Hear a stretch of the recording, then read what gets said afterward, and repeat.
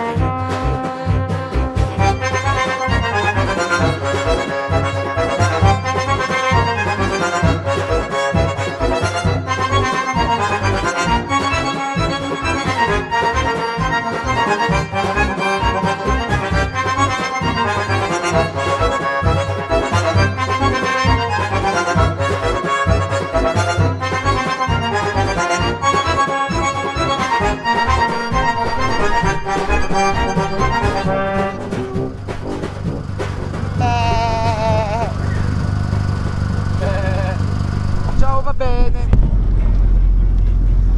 It's good. Peut-être qu'elle a très envie qu'on aille voir ce truc. En fait, c'était genre, il n'y a rien par là-bas, ça sert à rien. Pourquoi l'autre mec de son côté nous dit il n'y a rien dans ce sens-là? Village Rivaux. Encore un complot bizarre. Si vous vous y connaissez en Il y Monténégro. a des gens qui sont monténégrins et qui savent un peu ce qui se trame par ici. Déjà, qu'est-ce que ça veut dire snack? Sneak. Je sais pas si c'est se faufiler, prendre le goûter ou les serpents. Il y a la vipère cornue, alors ça se trouve, il y a un truc. Ah, sur peut-être ça perce les pneus.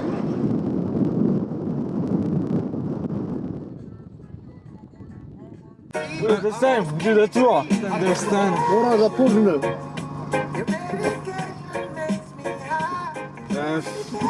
Yo Montenegro. Yes. Good. Have a good day. Peut-être qu'il veut pas aller dans son restaurant. There is a snack inside there. Where is this? Qui surprend me on the rocks. Ça va, les lézards, c'est pas dangereux. Ça, avec du beurre et du persil, pas mal, hein. Oh la belle bête. Il est sympa, mais après, il a plus peur. Et souris pour les vidéos. Encore du feu. Et ça fume blanc, donc ça va. Wow.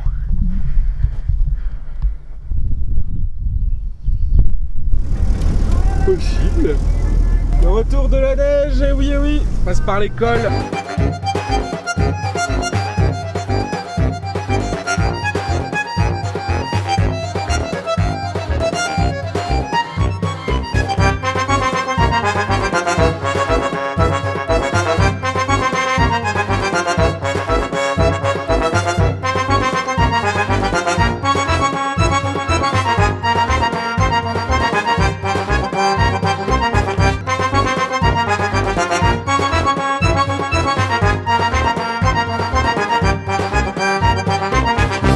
De retour à la neige, ça devient complexe. Le passage est ardu. Faut que tu la prennes bien à droite. C'est des vitesses. Mieux, hein. En tout cas, les monténégrophiles comme ça votre pays, c'est une pure splendeur. On pourrait presque faire de la luge si on... Enfin on pourrait carrément faire de la luge si on en avait une. Il y a des gens qui nous ont pas attendus d'ailleurs. On est parti pour les sports de neige. Ouais. Fallait mettre les chaussures en Gore-Tex hein.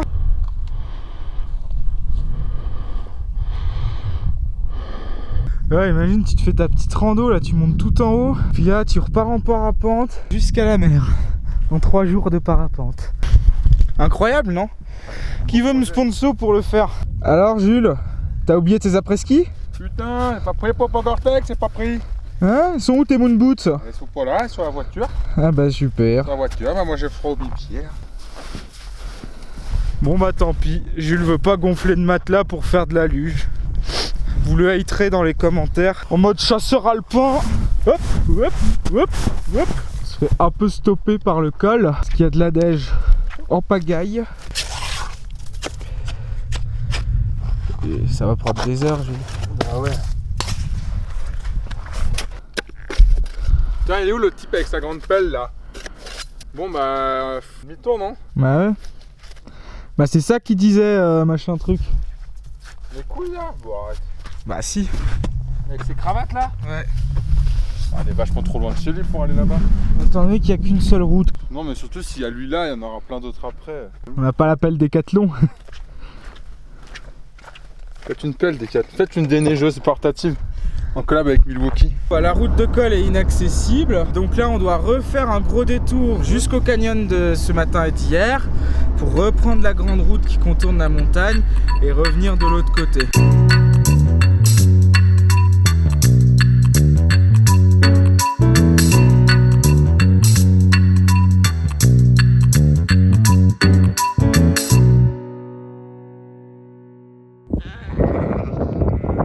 Jules qui est en train de se faire carjacker là-bas. On retourne à Plouzine pour la 3e fois. Et après, bah, direction la suite. On espère que cette route va nous emmener où on veut. Parce que sinon, on doit refaire tout le pays en retour et remonter tout le pays. C'est un peu chiant. On commence à redécouvrir des nouveaux endroits de la map. Et ça, c'est cool. Update, les amis. On a continué le chemin qui normalement devait être une autre route. En fait, c'est pas une autre route parce qu'ils nous refont passer par le même col. Regardez le long de la montagne, il n'y a pas d'autre route. Google il est con, ça se trouve, il nous fait juste passer par là par principe. Mais... Ah non, j'en vois pas, enfin il y en a pas. T'as vu la montagne comment elle est là-haut? Merde. On va retourner à Tuzina là, je sais plus, pour la 5e fois peut-être. Yes, plus que 100 km tout rond avant d'atteindre les 200 000. Guy a repris le volant parce qu'on est à 6 km de passer les 200 000 de la Twingo. Et ouais. Là on se casse enfin de ce qu'on appelle communément dans l'Europe de l'Est d'un putain de piège à guêpes, c'est-à-dire d'un endroit où on rentre et on ne peut pas vraiment ressortir. Oh non. Il y a une guêpe. Moi je me fais doubler par un bus. Oh Starpoula, c'est en direct.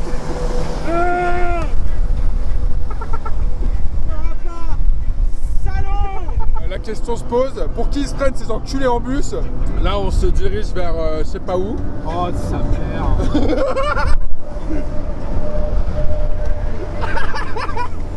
Ah quel sac à merde, Rio Travel là. Bah on a dû sauter une étape à cause de la neige. On a sérieusement envisagé l'hypothèse d'acheter des pelles et de creuser la neige pour sauver déjà une 3e fois le Monténégro. On s'est surtout dit que miskin, on savait pas ce qu'il y avait derrière et ça se trouve il y allait avoir pire. 2 km avant de passer les 200 000 de la Twingo.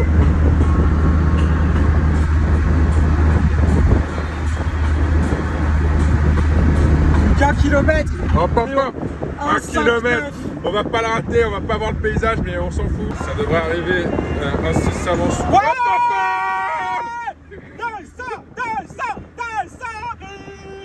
Eh oui, eh oui. À la Twingo, allez. 208 km ce soir, c'est le champagne qui pète, allez. Bon bah là on est arrivé à une pyramide un peu spécifique parce qu'il y a des têtes de gens et qu'elle est pas finie et que pour une fois les bâtiments d'ici font la taille qu'ils font sur les photos et sont pas complètement exagérés, trop petits. Et on va essayer de comprendre ce que c'est, même si c'est en cyrillique.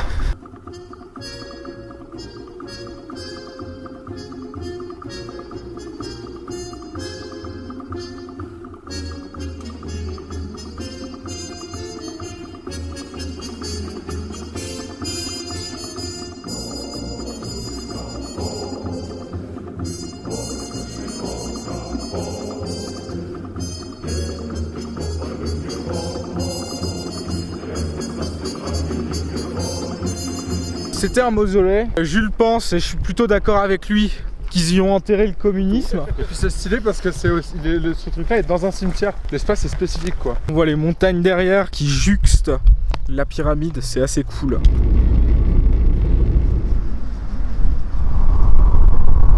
On est sur une route tellement neuve que même Gogol il la connaît pas. En même temps c'est pas étonnant, il connaît pas grand chose. Elle est tellement neuve la route qu'elle est pas finie quoi. Ils en ont fait une portion de 500 mètres. Elle était propre hein, celle-là. Propre. Spot pour le soir trouvé. On peut pas vous le montrer comme d'hab, mais en contrebas, il y a une magnifique rivière qui serpente et serpente. Et le mieux dans tout ça, c'est que on a trouvé ce petit point de vue mirador. Demain matin, on aura une vue des plus atypiques. Jules s'attaque à une tâche complexe. Ouais, il est fumé hein. Ouais, il est... Même d'ici, ça se sent qu'il est fumé. La découpe du sifflard. Eh mais ils aiment bien le grain dans le sifflard, ouais. T'es ma. Il y a plus de gras que de sifflard. Ouais,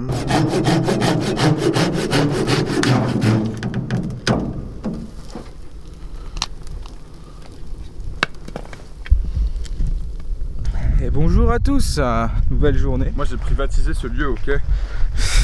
Pour moi aujourd'hui encore. T'as un arrêté préfectoral, c'est ça que t'es en train de me dire? Dans la voiture, ouais. Non, d'accord.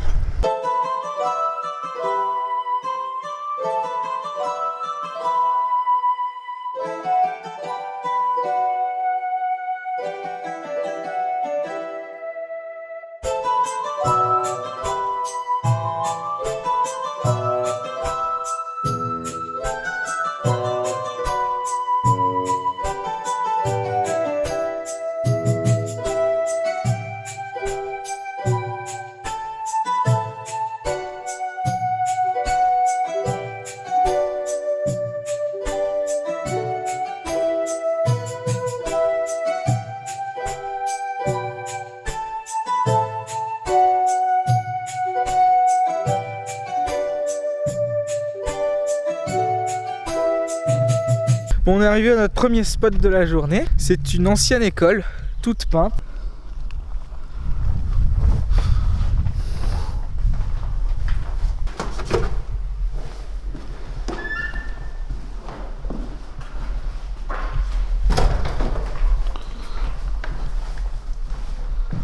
Oh le pupitre.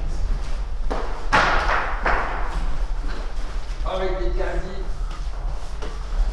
Ah voilà, c'est ça que j'avais vu en haut, c'est tout peint.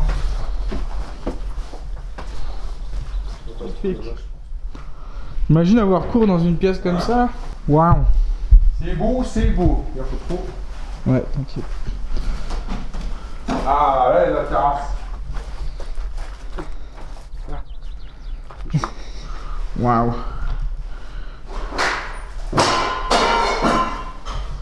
Oups.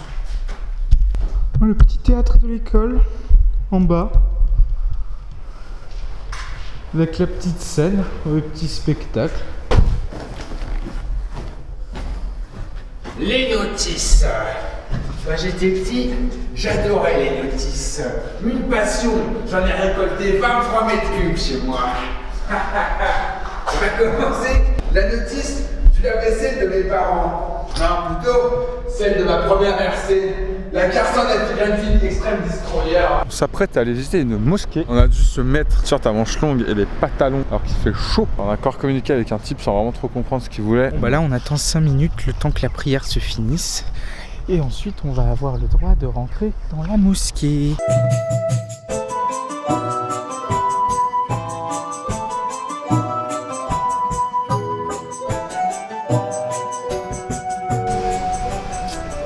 C'est relou. Bon bah on s'est un peu fait enguirlander parce que là ça fait quelque chose comme 20 minutes qu'on attend. On a dit au mec bon bah on va faire un tour le temps que la prière finisse. Bon bah désolé musulmans, on n'ira pas chez vous parce qu'apparemment vous priez trop. C'est trop long les gars. Pas la place pour les touristes, alors là ça fait déjà combien? 3 quarts d'heure qu'on attend. 3 quarts d'heure. En tout tu vois. 3 quarts d'heure pour voir une mosquée qui a un type à l'entrée de la mosquée qui nous a dit qu'il y en avait une mieux ailleurs. Bon. Fait chier quoi. On s'est déplacé, on a fait l'effort. On s'est habillé et tout.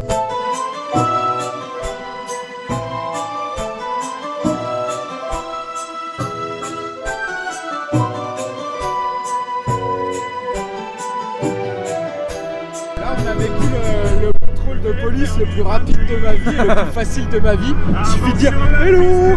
Allez-y. Ce qui s'est passé plus précisément, ils nous ont arrêtés. Ils font Francia. On fait yes. Ok, goodbye. Bon, déjà, on débarque dans une jungle hostile. Faut faire attention aux vipères cornues, le serpent le plus venimeux d'Europe. Attention aux ours et aux chacals dorés. La passion de Jules, balancer des cailloux dans le vide. Malheureusement, le vide n'est pas son ami aujourd'hui, car il lui renvoie toute sa poussière en pleine gueule.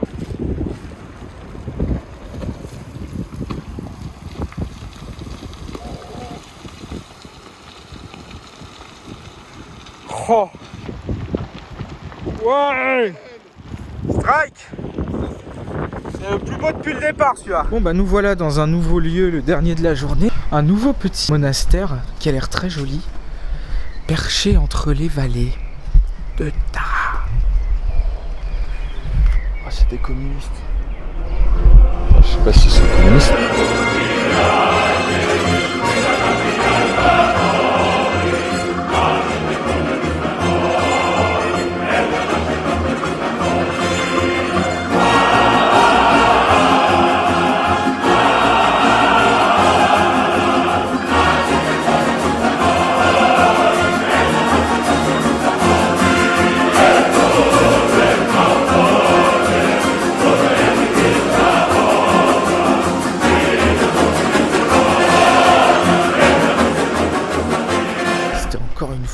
Magnifique, et cet endroit est magnifique. On va essayer de saisir les réactions de Jules à chaud, même s'il a un peu froid. Il balance des cailloux, c'est qu'il est comme chez lui. Petit spot pour la nuit, entre les montagnes, à la fraîche, à la bien, à la cool. C'est à la bien fraîche, ouais. Ce soir, on réitère le barbecue, mais avec cette fois-ci 3 fois plus de viande. Tous les aficionados de viande rouge au moins, le Monténégro, nickel. C'est de la bonne viande, mais méfiez-vous de là où vous achetez la viande. Hier, nous, on a acheté la viande dans un village, mon pote Jat a peur. Quand elle a coupé son bout de viande, alors déjà, on savait pas qu'est-ce que c'était comme bout de viande, ça ressemblait à rien. Et elle non plus. Et la gueule qu'elle a quand elle a commencé à le découper, c'est la même gueule que moi, j'avais dû faire le dentiste. C'est-à-dire que... Jules, il dit big slice, ils font un tout petit. Après, il fait mort, ils font... Après... Il fait small, ils font encore plus grand. Je finis par bouffer qu'est-ce que le mec il te donne. Par dépit. Voilà. Parce qu'en plus, le bœuf d'extérieur, nous-mêmes, on savait pas trop le morceau que c'était. Il y avait un peu une gueule, bon, coupée. On a vu la couleur à l'intérieur. On s'est dit que c'était un bon choix. Alors là, on part Un petit steak. 500 grammes de pure race chacun. Plein la gueule. Fais pas le con, José, on t'a vu. On est dans des endroits dérobés. Les Italiens. Là, ils se la pètent avec Florence. Qui est similaire, il faut le dire, à quand on a des Salomon Speed Cross 4. C'est presque du suicide assisté, le bordel. Aller à la police comme des gros bolos, c'est les contes de Grimm. Ça, c'est du setup, ça. Ça va, Louis? Quelle va être la prochaine quenelle qu'on va se prendre? Non, je filmais pas. Je viens de voir un type aveugle avec un appareil photo qui avait l'air super content. Finito, le Monténégro, après s'être pris une dernière quenelle. Ça dégaine Google Trad parce qu'évidemment, il n'y a aucun de ses arriérés qui a été capable de comprendre l'anglais. Passage de frontière albanais. Donc les types ont du temps. Donc forcément, ils nous pètent les couilles. Évidemment, on les a pas enlevés de la voiture, ils les ont trouvés. Ils nous repètent pas les couilles une deuxième fois. On a roulé dessus évidemment. Et on a crevé le pneu.